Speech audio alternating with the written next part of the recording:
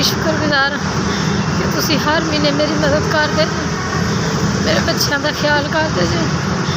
इस तरह के सख्त हालातों के विच मेरे सिर पर हथ रखे। अल्लाह पाक सानू कामयाबियां देवे, तरक्कियां देवे। अल्लाह पाक सब नूं तंदुरुस्ती देवे जिहड़े मेरी मदद करते पे।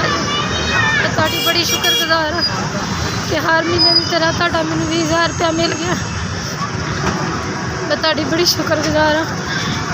मेरे दिल चों दुआवां निकलदियां, अल्फाजां च नहीं आउंदियां कि जिस तुसीं मेरे जेहड़े हालातां च मेरी मदद करते पे जे। अल्लाह पाक तुहानूं किसी चीज़ की परेशानी ना देवे, कामयाबियां देवे, तुहानूं बुलंदियां ते होर मकाम अल्लाह पाक देवे। जिस तुसीं इंज ही हक तरह की मदद करते रहो।